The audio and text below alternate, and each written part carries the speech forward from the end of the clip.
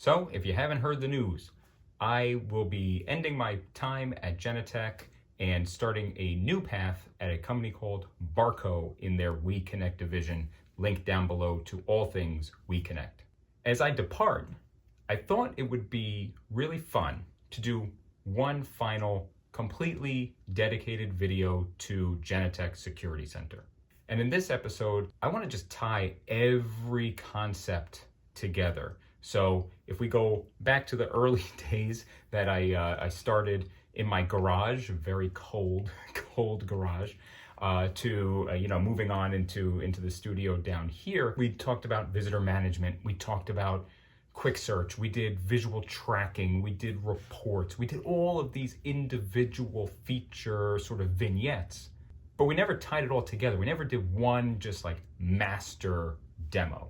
So today, I thought it might be fun to do just that. So this episode is going to be a little bit longer than usual, but I'm going to take you on the full tour. Disclaimer, disclaimer, disclaimer. It is January 2022.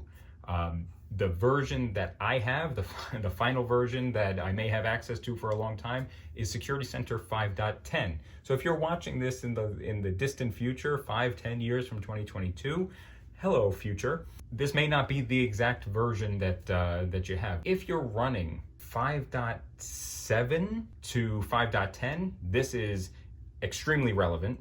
If you're running an older version, 5.6 to 5.0, you should upgrade. But if you haven't upgraded, the majority of these features that I'll be going over will still be relevant to you.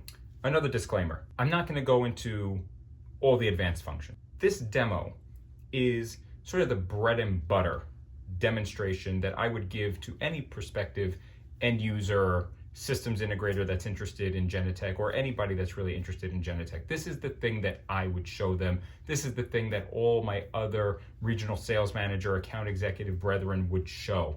Does it show off mission control? Does it show off BACnet and Modbus integration? Is it going to get into Secure 9000 integration, Linnell integration, wireless lock? No. This is just to give you sort of the high level overview. What I used to say in a demonstration is this demo is intended to put you on the moon looking at the Earth. So this is not even like a 30,000 foot view. This is like a 256 million mile view from the Earth to the moon. But it is intended to give you a fantastic foundation in all things Genetec Security Center. So enough talk, let's dive in.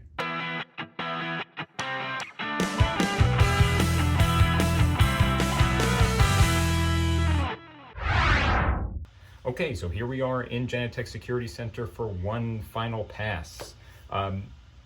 You can see it says Trusted Directory. So there is a bit of magic going on behind the scenes from a cybersecurity perspective to make sure that there's nothing nefarious or fishy going on. So when you log in, if you see Untrusted Directory or that thing says red, or it shows up in red, then you know you've got some sort of cybersecurity issue and contact your IT department if that is the case.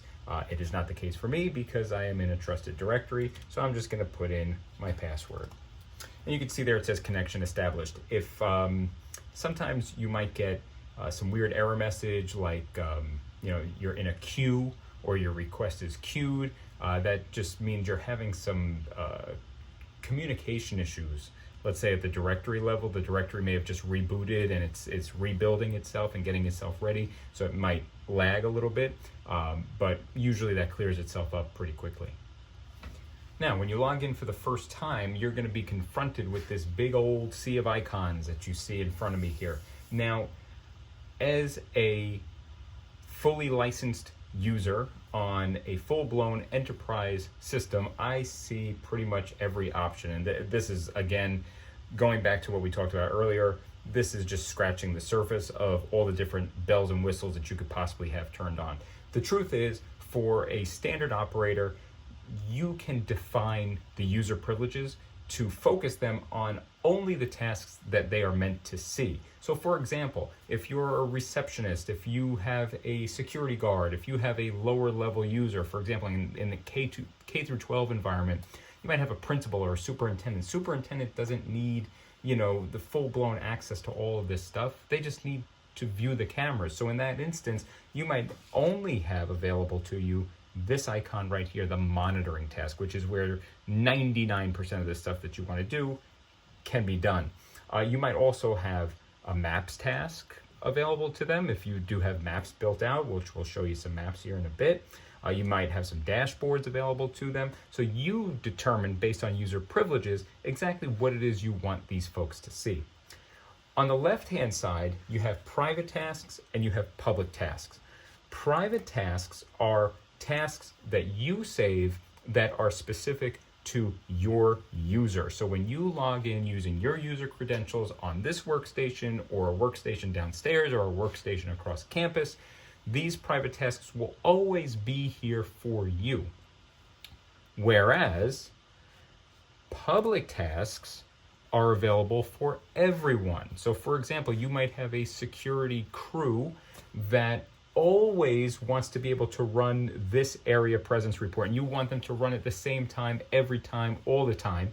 Well, you save it as a public task, and rather than that security person having to run this report all the time manually, they can simply come here to the public tasks and click on it, and boom, the task is run. And you can see I have a number of different reports saved here.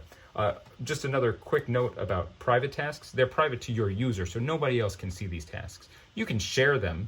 You can share the results with other folks, but nobody else is going to be able to see these particular private tasks except for your user and your user only. Following the left-hand side here, you have some tools. This takes you to the config tool. That's where you spend time in configuration. We are not going to get into that today, but that is where your systems integrator will spend the vast majority of their time.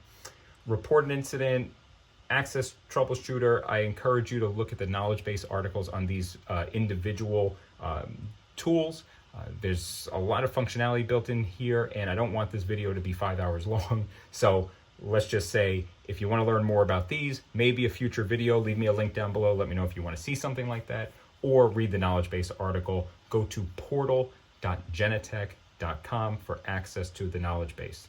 I will talk about one of these in particular, and that is the vault. The vault is where everything that you export will be saved to.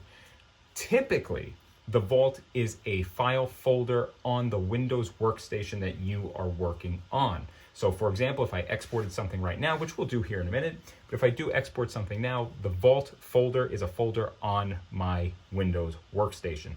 You can change this as a system admin. You can say, I don't want the vault to be this particular workstation. I want it to be a shared drive on a network, and I want everybody's vault to point to the same file location. You can certainly do that, but by default, the vault is located on a Windows folder on that workstation. Moving down, you have options. Again, I'm not going to spend a tremendous amount of time here. Go in here and click around. I did a fantastic video, my opinion, on keyboard shortcuts. Right? If I press the L button, or if I press the I button, or if I press the U button inside of the monitoring task, that will do certain things. Well, how do I configure those? That's all in here, keyboard shortcuts. And you can create your own keyboard shortcuts. You can create your own event types. You can make changes to video performance. If you have a video card and maybe you're not using that video card, you can come in here and turn that video card on. So there's a ton of options in here that folks very rarely will delve into. One of my favorite ones actually is this one right here, maximum number of results for a report. If you're running reports of a very busy facility, let's say, show me every time motion is detected on a camera, you're gonna get way more than 500. So you can change that right here. It save you a tremendous amount of time. And finally, about. So in about, you're gonna see a bunch of stuff. So if you ever call Genetec and you're calling support, they're gonna ask you for your system ID. That's where your system ID is. That's where your expiration date is. Quick note on expiration dates. If you have a temporary license on your system and that temporary license expires, it will expire your whole system. Don't let that happen. I've learned that the hard way. What's really cool here on the About is it shows everything that your system is licensed for. So for example, I have mission control, because you can see that here. I've got licenses for Medico XT. These are my Omnicast licenses, Omnicast Enterprise licenses, SIPELIA licenses, Plan Manager licenses, yada, yada, yada. You get the point. So if you ever say, well, do I have that feature? You can come over here and check. And you could also see, like here in Security Center, it shows you what your system can do and what it can't do. So that's just the first page. Where I want to spend the majority of our time today is in the monitoring task, because yeah, we've got all these bells and whistles, dashboards, health dashboards, cardholder report, like all kinds of reports and whatnot. But the truth is, where you're going to spend 99% of your day when you're in Security Desk is in the monitoring task. So let's click in there. One thing that's critically important and something that I want you to remember, and this is something that words that sort of I live by when I was presenting Genetec. Genetec Security Center is not a video management platform. It is not an access control platform, and it is not a license plate recognition platform. Genetec Security Center is a unified security and operational intelligence platform. From a single pane of glass, you should be able to manage your entire security operation.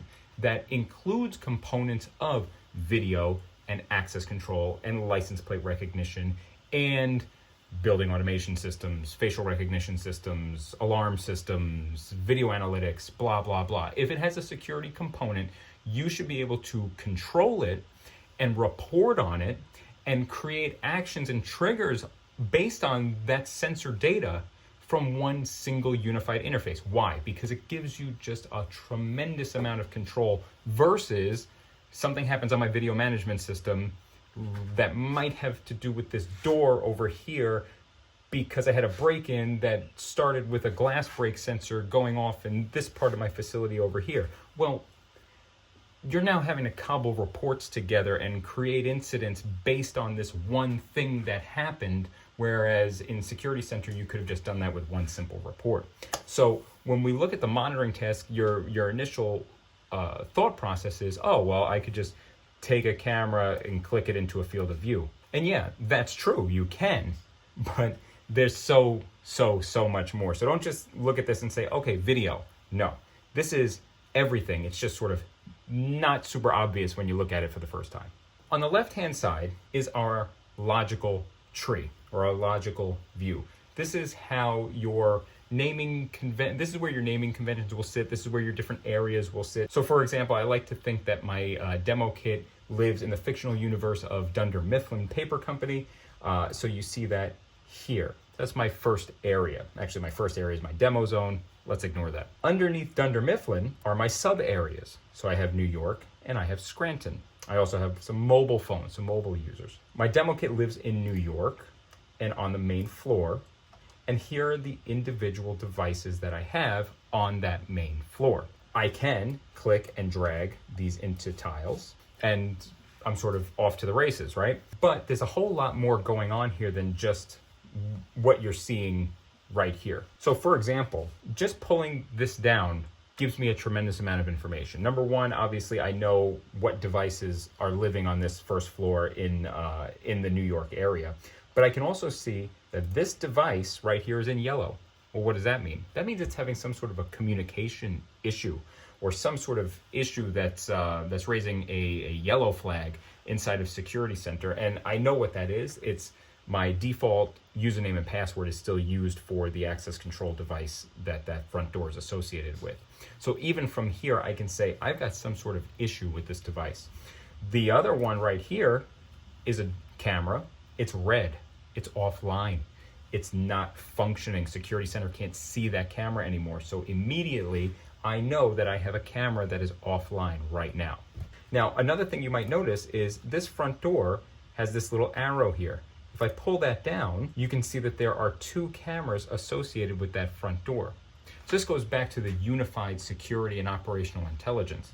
Everything that happens on this front door automatically has the video associated with both of these cameras tied to that event. So in other words, let's go ahead and pull this into the field of view, we can see here, if something happened on this door, the camera is going to automatically be associated with it. So for example, if I come over here and I look at my tools or my controls, I can see that the door is closed and the door is locked. I can unlock this door. And right from here, we can see that the door is unlocked. Now we could take this a step further and say, I want to monitor all actions that are occurring on this door. Very simple. Come down here, monitoring task.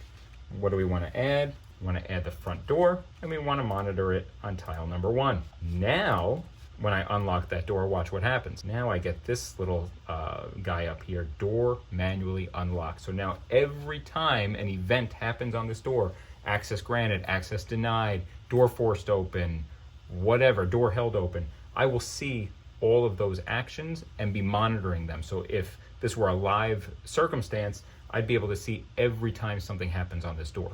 Now let's juxtapose a door with a camera. Here we have the exterior camera in Montreal, and we can see when we click on it, which by the way, this tile is now yellow, hence we have it selected, I only see the controls available to me as part of the camera functionality. Why? Because this is just a camera. It is not a door. If I click on this door that has a camera associated with it, I also get door controls. So a camera is just a camera. It's going to only give me door controls. If this were a PTZ camera, pan, tilt, and zoom camera, I would get pan, tilt, and zoom controls. And finally, the other device that I have in this area is an intercom. Now this intercom is from ASIS. It's their ASIS door station, and it allows me to communicate through Security Center through a feature that we have called SIPELIA. SIPELIA, you can see that you're licensed for if you have this little phone icon up here. And basically this allows you to have two-way communication with your front doors, desk phones, anything else that's connected to your system via a voice over IP or SIP-based communication system. More about SIPELIA in a little bit. Now going back to areas, what you may notice here is I have some other sub areas. So for example, federations. Here's 3 different federated sites that I have access to. Let's take this Vivotech Bullet and throw it into a field of view here. This camera feed is coming in from STRATOCAST. If you want to learn more about STRATOCAST, I'll put a link down in the description below. That's Genetec's direct to cloud video management module. Basically it goes camera directly to cloud. There's no gateway box, there's none of that. All the recording is done in the cloud. What you can also do with that is federate those feeds directly into a larger security center implementation. So for example, if I was a large corporate entity, my corporate office has 500 cameras, and I have a number of satellite locations, each one with 4 cameras or less. Well, I could use STRATOCAST at the 4 camera locations, Security Center at the 500 camera location, and then bring all of those satellite locations in via federation. If you'd like to learn more about federation, I did a full deep dive on that. I will leave a link to that video down below. However, what I really want to drive home here on this screen right now is, and this may not be completely obvious, but you're looking at 3 different systems right now. So camera number 1, that's the front door that's on my demo kit that's standing right behind me. Camera number 2 is coming from Montreal, and camera number 4 is coming from the UK. They're all federated together. There is no, oh, I gotta log out of the system to view the UK cameras, or, you know, I have to do something special or go to a different screen to manage these individual devices. No, from one single pane of glass, I'm able to see everything in my entire enterprise and have the same level of control from camera to camera, from device to device. So if this was a door, this was a license plate recognition camera, and it was coming in from the United Kingdom, it wouldn't matter. So long as that operator had the ability to use that device, they can use it. So I'm gonna get rid of all this stuff here just by hitting backspace once it's selected. Backspace, backspace, backspace, backspace. And what I want to do is show you a layout. Now layouts, which are saved right here as another area, are shortcuts. It's ways to create a view that works for you or works for your operators that they can easily switch between when going from task to task. So for example, here's my main demo view version 2. I don't know, I guess I didn't like version 1. So by bringing this layout up, I've completely changed the way that I am interacting with the monitoring task. So rather than having that simple 2x2 grid, Now I have a map, I have some websites, I have a bunch of cameras, and I'm sort of into a task already versus, you know, any of these other layouts. So if you could imagine in your operation, maybe that's a K through 12 school district. Show me all my gymnasium cameras spanning my entire enterprise. Show me all stairwells, show me all parking lots, show me all whatever, front entrances, rear entrances. The sky's the limit. You can create as many different layouts as you like and have your operators quickly switch from task to task to task. Taking that a step further, you can see this monitoring task up here is just a tab. I can come over here, open up another monitoring task, and open up a different layout. Let's say Dunder Mifflin SOC. And here we have just a completely different view, right? So now I have a different map, I have different cameras, I'm looking at different websites or web tiles. So again, here the sky is the limit. It allows your operators to create an environment that's easy for them to work with. And by the way, now I can switch from task to task by simply switching from monitoring task to monitoring task. And of course, you can rename these monitoring tasks. You can have as many of them open as your workstation can handle. You do see I have a web tile open here. If I click on this, yes, it will open up the live stream for Sky News. This is just an example. If you have an intranet that you think your operators would benefit from being able to interact with inside a security desk, if you have a web-based security application, maybe it's a way to access your fire alarm system, or if you have third-party cameras that you would like the operators to have access to here. Again, the sky's the limit. If it's a web page, it can run inside of a tile. The whole idea here is so that your operators don't have to be switching from task to task. They can do all of their tasks in this one engine. Now, we've got video surveillance. We've got access control running right here. We've got cameras from 2 different systems, and just for fun, let's throw that UK camera back up. So now we have 3 different systems. Now, how do I interact with all of this? Well, there are a number of different ways that you can interact with the system. One could be simply from the map. And let's, I'm going to switch tasks here so that way we could have the Dunder Mifflin map. Here we've got our map. I'm going to monitor the front door on tile number 4. So now anytime something happens on the front door, I'm going to see it here. Now here is our front door. So again, I can interact with it on a tile basis. I can interact with it on a map basis. If we bring up the map here, you'll see here we have our door. Here we have a camera. If I click on the door, it shows me a view of the camera. Again, because the devices are sort of married together, anything that happens on this door automatically brings the video associated with it. So I don't have to have 2 different devices on my map. I can have one device that has both devices. This is what's called an entity in security desk. And then I can even scrub the timeline right from the map. I can close this, right click on the door, and unlock it. And we can see on the map that the door was manually unlocked at this time. From a camera perspective, we could see I have a camera, and I could see what its field of view is right here. And if I wanted to, I could click on that camera and be brought to its field of view as well. And again, I can scrub the timeline if I wanted to right from here. You also see on the map, I've got an alarm. That's a panic alarm. I could trigger that panic alarm right from the map. If the panic alarm were triggered, I could see on the map which panic alarm triggered that particular alarm event. And you'll also see, here's my front door intercom. So I can interact with the system right from the map. You can have as many maps as you want.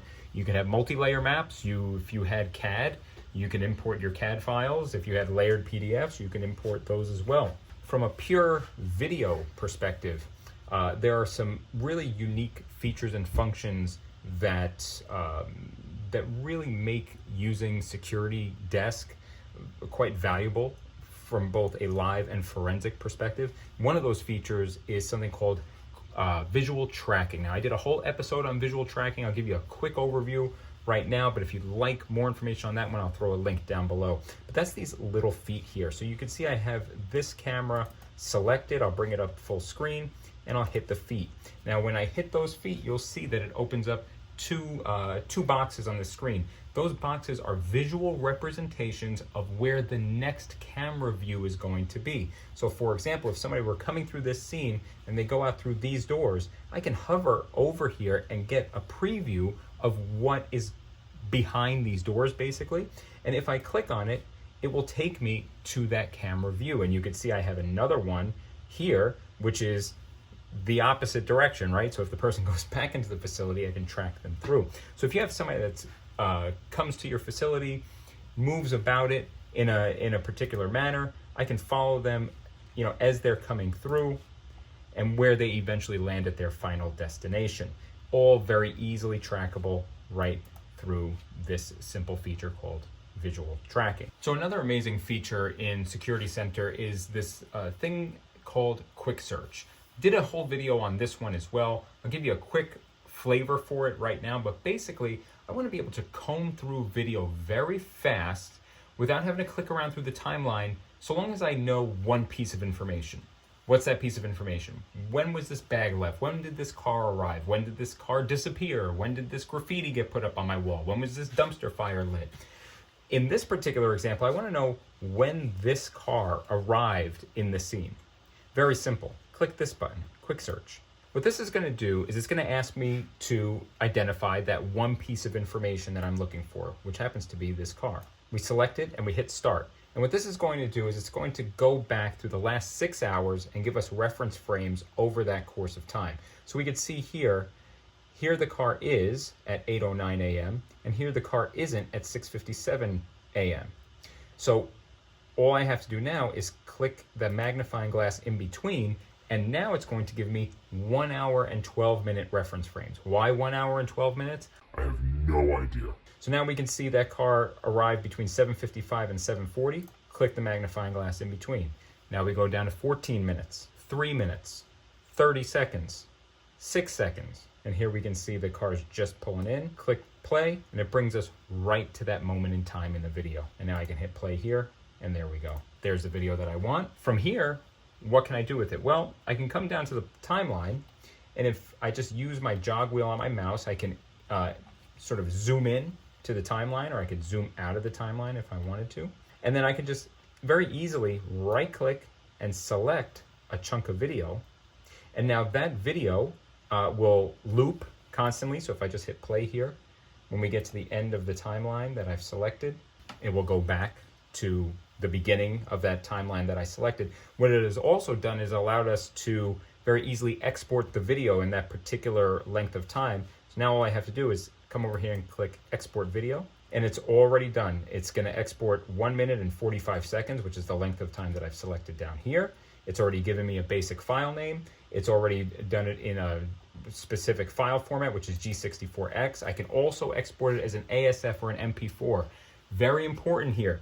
If you are going to export video as an MP4 or an ASF, understand these are editable file formats. You lose all sort of plausible deniability in a court of law when the defense attorney says, well, that's an editable file, and you edited my client to be in here doing the nefarious thing that you're accusing them of doing, and it'll get the video thrown right out of court. What you want to do is always select G64X, which is your default. That's a watermarked, encrypted, non-editable file format that does require the Genetec video player, which is very easy to attach to this particular file. So I'm going to go ahead and say, yep, G64X is good. If I want to show some advanced settings, I can password protect the file. I can allow the exported video to be re-exported. Maybe I don't want it to be, so I can check that box there. But I'm going to go ahead and hit export, and what you'll see is it will start exporting up here and eventually land that video on my workstation from the UK in a watermarked, encrypted, court admissible file format with very little effort. So in under a couple of minutes, I identified the vehicle that I was looking for. I found exactly where it came into the frame, and then I exported the video, and now I've saved it on my workstation. A couple of other really quick things, like super simple. How do I just do a basic time and date search, right? I mean, I can come down here and mess with the timeline if I wanted to, but if I select one particular camera, click the clock up here, it will show me exactly where I have video. Now, this is actually presenting to you a ton of information. So number one, if we look at the calendar, anywhere where you see green means you have video there. And then, so let's see, we have January 26th selected, and this shows me all the video that was laid down on January 26th. Wherever you see white means you have video.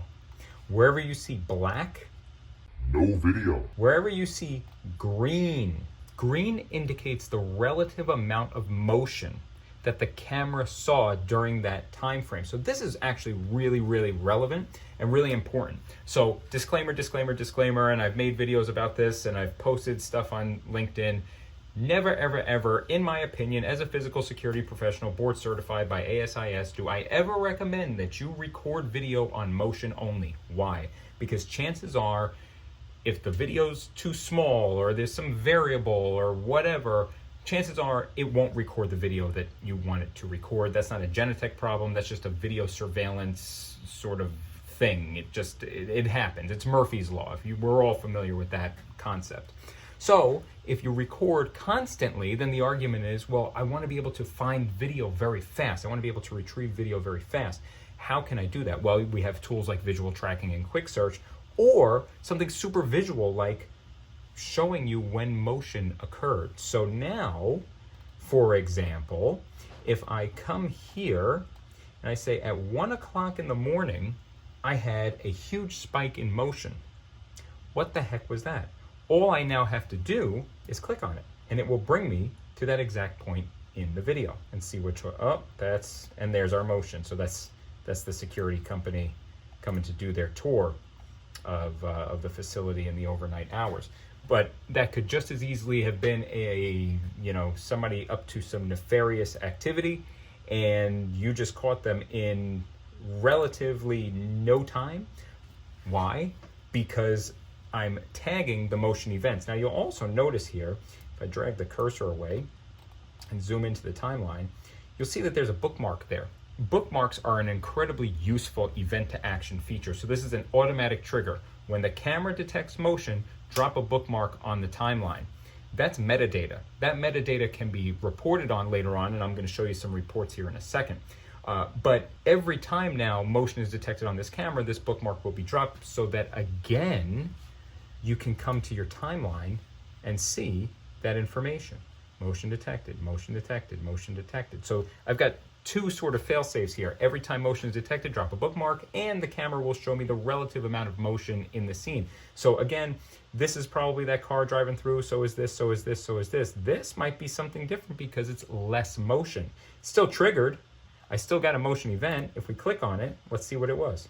We saw before the car kind of pull up and take up more of the scene, whereas here the car's pulling up sort of like a quarter of the way through the scene.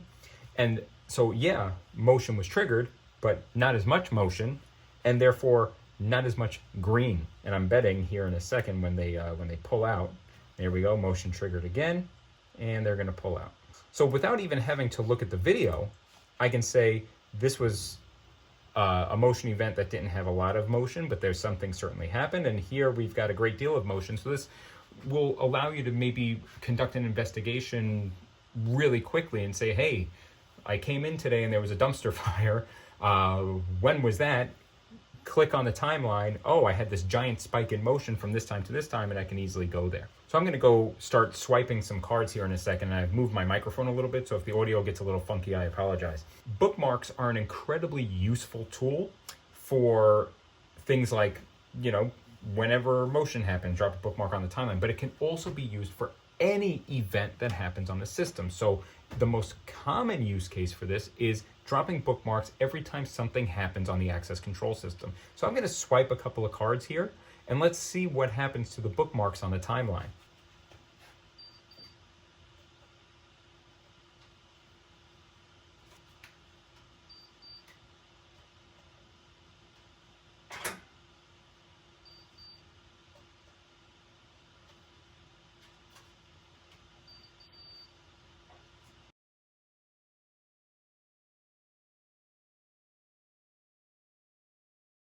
So if all went according to plan there, you saw a few people get swiped in and access granted. and then you saw some access denied, and then you saw a door forced open, which was the last particular event that happened on the system. And you can see here, I didn't drop any bookmarks for access granted, but I did drop a bookmark for access denied.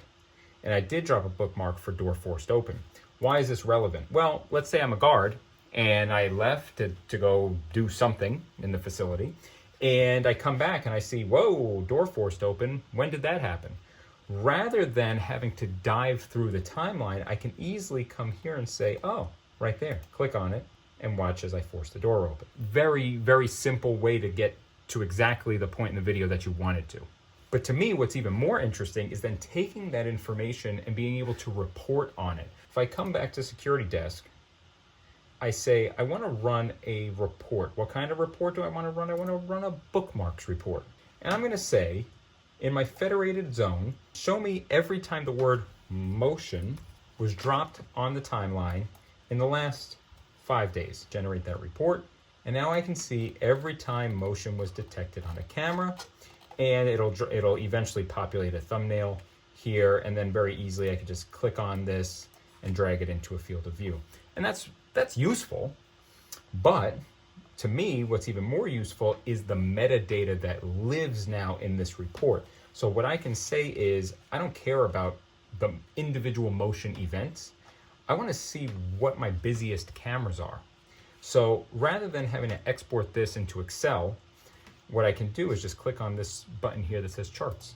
And I could say, show me by source over time, broken down by the day or broken down by the hour. Now that's interesting information. Again, I don't necessarily care about the individual motion events, but I care about, oh, maybe I don't want source, I want camera. There we go.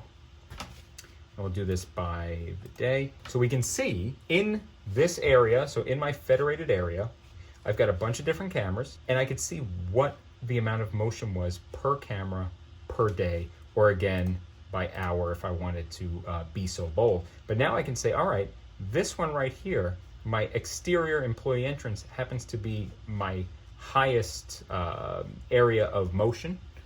Maybe that's relevant, maybe it's not to your organization, but let's say that that's a parking lot and you have two entrances to your parking lot and one's super busy and one's not busy at all. Maybe you deploy your personnel differently.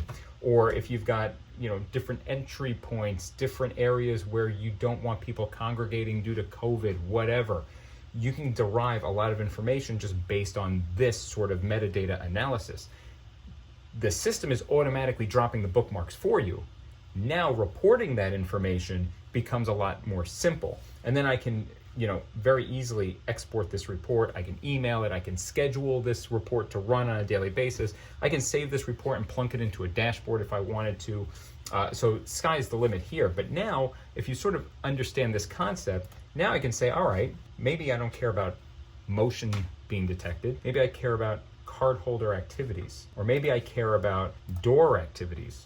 So show me everything that happened on a door in this particular area. So let's say this is our Montreal office in the last day. So maybe I care about door activity. So I might say, all right, well, show me all of the door activities in the New York office over the last 1 day period and generate. And of course, these are going to be the different access control events that we've been messing around with. And of course, all this information is super relevant. So there's our door forced open from earlier. I can very easily drag that door forced open event into a timeline or into a tile and view me forcing the door open. That's really, really nice, right? So I could even just run a report that shows me only door forced open events. Or, again, sky's the limit here. Show me all access denied and door forced opens. So these are your problem people, right? And you can even get really specific on what type of access denied event you want to be able to search on. Anyway, if I turn that off and just generate that report again, now I could take this information and put this into a chart as well. So maybe I don't care about all of this information. Maybe I just care about the type of credential that's being used. Whose credential was being used. Show this to me as part of a pie chart. So I could see these are events. I care about card holders. And we could see, oh, well, we got 19 events from we don't know who. Let's get rid of them. Now we got 2 swipes for each respective user. So again, this could be very useful if you've got a large enterprise and I want to see not how my system is who's using it, but how they're using the system, right? I don't care about who's using my system, but how they are using the system. For example, we've had countless occasions where folks see that you've got, normal activity, and then all of a sudden a giant spike. This person who normally swipes their card only 5 times a day, all of a sudden started swiping their card 100 times a day. Well, what happened? Did they duplicate their card and give it to other people? Did they take 100 smoke breaks? What happened? Right? Did they lend their card to a bunch of different people? So this gets you to sort of start having really good in-depth conversations about how your system is being utilized. And once you understand one type of report, you know how to run pretty much every type of report. So that's a door activity report. A cardholder activity report is pretty much the same thing, except I don't care about the door. I only care about the cardholder or the cardholder group.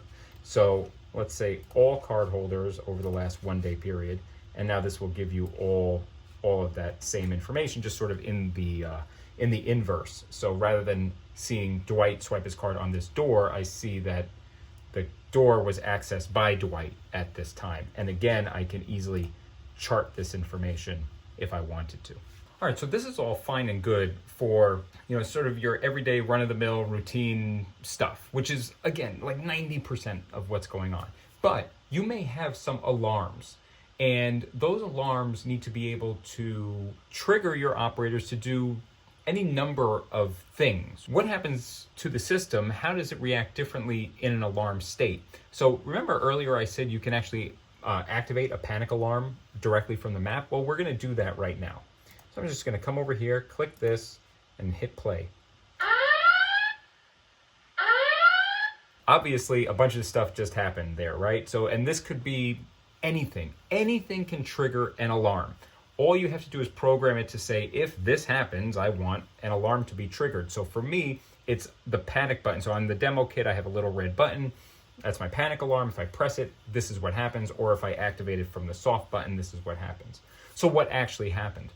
Because I am logged in as a certain user profile, I receive the alarm event. So you can have it so that certain people don't see alarms, whereas some people do see alarms. I am happening to see this alarm as it goes off. It takes me away from the monitoring task or whatever other task I was doing and brings me to the alarm monitoring task. And we can see there's a logical ID that's supplied to this particular alarm. And as you get more alarms, you'll have more logical IDs. And all of this, of course, is searchable. We can see the source. So it was me that triggered the alarm.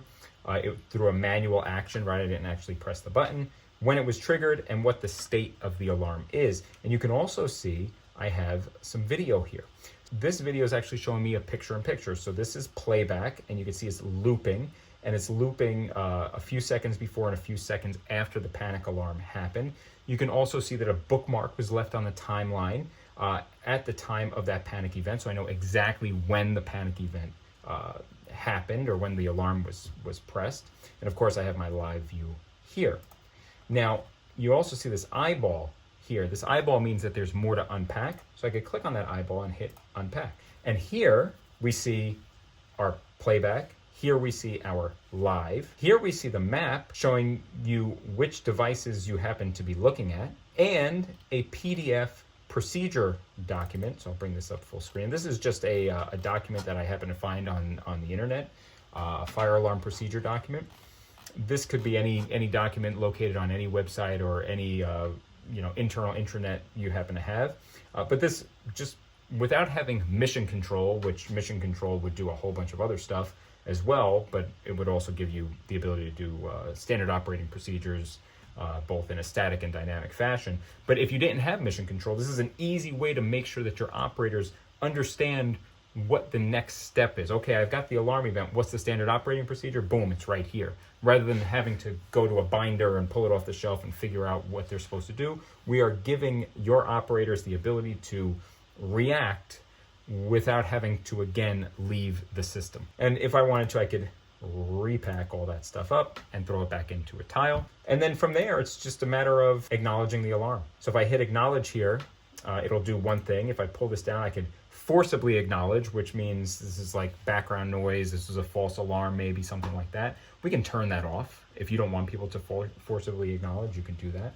You could forward the alarm to another user if you wanted to, maybe a supervisor. We can edit the content.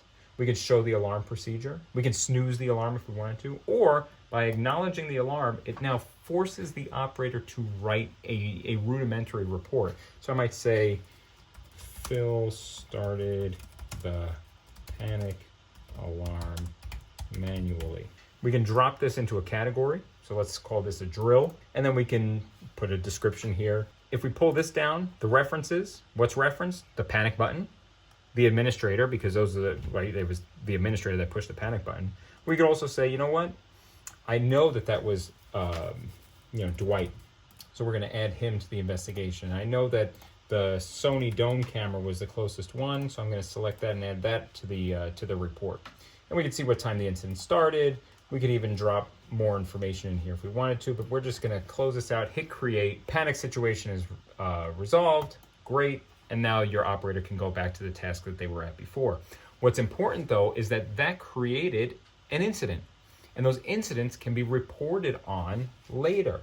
So as the supervisor, I might come in after the shifts are over or whatever, and I can say, show me all incidents that happened today.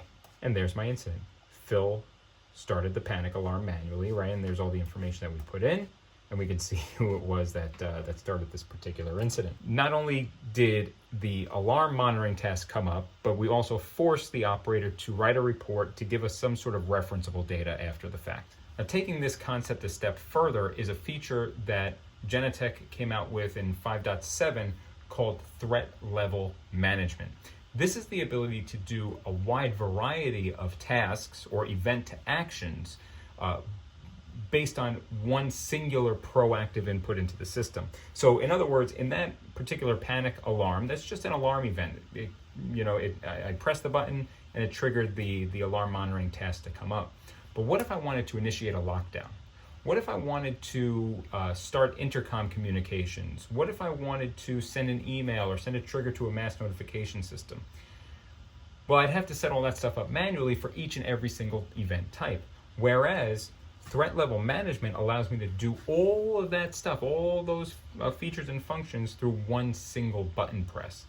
Now, how do you know if you're licensed for threat level management or not? Well, you'll see this little icon up here, threat levels.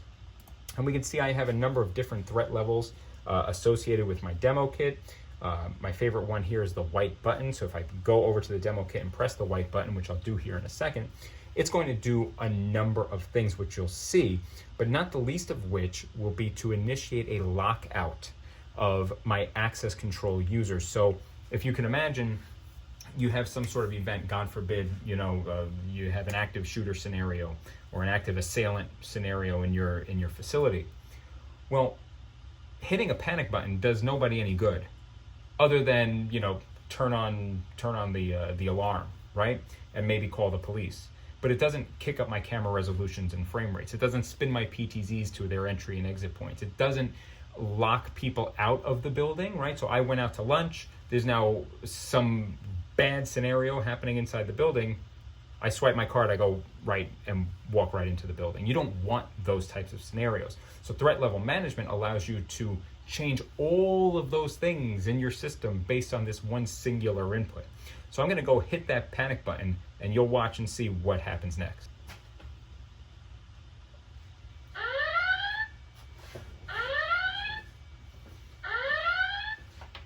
So you saw a bunch of stuff just happen, right? So first things first, you heard the audible red alert from the Starship Enterprise.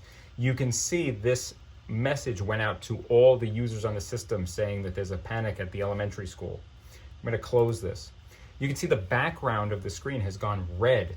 So everybody that's logged into the system, whether it's the thick client, which is what we're looking at right here, the mobile, the thin client, whatever it is, everybody's backgrounds have gone red, indicating that we are in some sort of a threat level state, some sort of elevated state. The other thing that it's done is it's pushed a camera into a field of view. So that's a mobile camera. Unfortunately, that's the phone that I'm using right now. Otherwise, I'd show you the camera there, but you could push any camera into a field of view. You could change a field of view. You could switch to a different layout. But critically important, we've changed the user privileges for the access control system. So now if Michael, Dwight, Pam try to gain entry into the facility, they can't. Whereas Hank, who's our first responder, still can. Let me show you.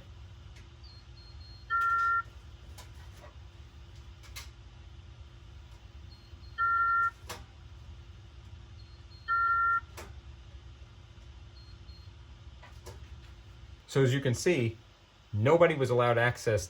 They weren't just access denied, they were access denied insufficient privileges. They didn't have the privilege level required to get into the building during this particular event. Whereas Hank, who's our first responder and our on-staff security guard, he gets right through.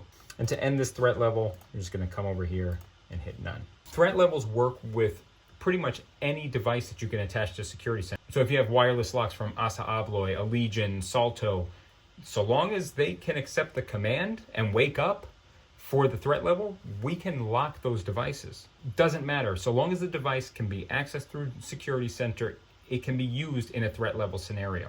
One last feature, talked about it a little bit earlier, and that's something called SIPELIA. This is our communications protocol. I never did a full-blown video on SIPELIA. I actually recorded an episode with Joe from the SIPELIA group months and months ago.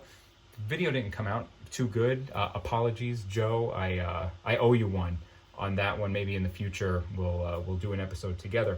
Just to give you a brief overview, if you see this green soft phone here, this means that you have SIPELIA, and what SIPELIA means is that you can communicate with other SIP-based devices that have access to security center. So why is this relevant? Well, intercoms.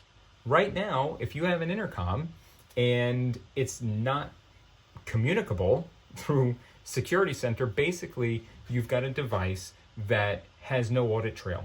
It has no very little relevance in your organization, because if you try to prove who let this person in, you're gonna hit a brick wall. Nobody let that person in. The person just happened to get into the facility, right? We know that they came to a front door, they pressed a button, somebody answered the call, somebody released the door, but all that information goes off into the ether because there's no log of it. There may be a log in your access control system that says door manually released, but who? Whereas with SIPELIA, when I come to that front door and I press the button, a call is initiated. Whoever's logged into the workstation answers the call.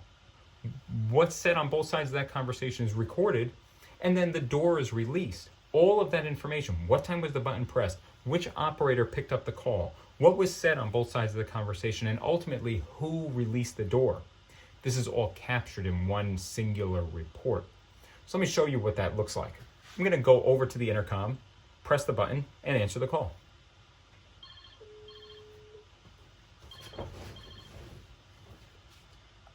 So I'm going to mute that there so we don't get too much feedback.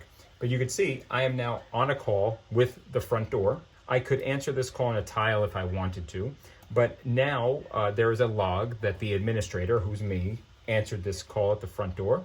And maybe it's the UPS driver, maybe it's FedEx, maybe it's, Sally's husband dropping off her lunch or whatever. I verify who that person is. I hit this button to unlock the door, and boom, door manually unlocked, end the call, and everything's recorded. There's a whole lot more that SIPELIA can do. If you had other intercoms in your system, you can call those. So if I saw somebody milling about at my front door, I can call that front door and immediately start a conversation with them. If I had other extensions, right? Maybe Chief Wiggum is one of my extensions. He's got a phone on his desk. If I call extension 1002, Chief Wiggum will pick up the phone. Why is that relevant? Well, maybe I want to transfer the front door intercom to Chief Wiggum. Maybe I want Chief Wiggum to be able to answer the front door after hours when there is no front receptionist. So again, the sky's the limit there. The other thing that you can do is you could do public address through SIPELIA. So if I double click on this, what I can do is I can open up a broadcast session. And so if there is an emergency in the building and you need to get instructions out, you can simply open up the microphone and start broadcasting to all of your devices, whether they're phones, whether they're intercoms, whether they're public address speakers, doesn't matter. I can even have pre-recorded messages in here And if I hit broadcast now, Emergency, emergency, leave the building now. you get the idea. What we can also do, and this is a newer feature in SIPELIA, is we could do speech to text. So I could type in a bunch of text and then have the system speak it over the intercom. Where this is really relevant is if you have different language packs, a language pack for Japanese, a language pack for Chinese, a language pack for French.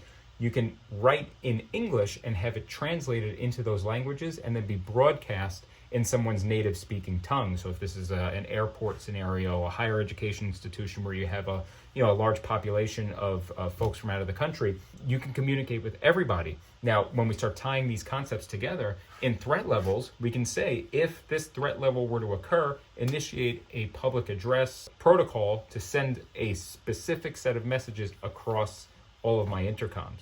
So if this is an active shooter scenario, I want my active shooter instructions to go out. If this is a fire alarm, I want my fire alarm instructions to go out without any human involvement other than whoever it was that pressed the button or activated that particular threat level. Wow, that's a lot. I think I'm going to stop it here. I mean, we've got to be well over an hour at this point, and literally I'm just scratching the surface. It's like I said at the beginning, all I'm doing is putting you on the moon and looking at the big blue marble we call Earth. There's so much more. There are other modules, Clear ID, clearance, mission control, just to name a few, not to mention the literal thousands of plugins. I mean, if I wanted to just take this channel and make it about each individual plugin integration that Genetec offers, I could probably do that and retire doing it. But I'm not. If you want more information about Genetec Security Center, if you want to see more about Genetec Security Center, two things. One, I'm going to leave a link down below to the Contact Us section on genetec.com. The appropriate account executive will be in touch with you to set up your own personalized demo. Or two, I'll leave a link to my channel down below. Click on there. There's tons of great content about a bunch of different features that I sort of talked about today, but in-depth videos on how to set up maps, how to do visual tracking, how to set that up, how to do quick search in a more robust fashion, all about things like federation, the cloud link, all that sort of fun stuff. There's literally there's dozens of hours of content on Genetec Security Center living in this channel right now. Go on there and check it out. Did you like this? Give me a thumbs up. Make sure you subscribe. There's going to be tons more content coming, and we hope to see you on the next one.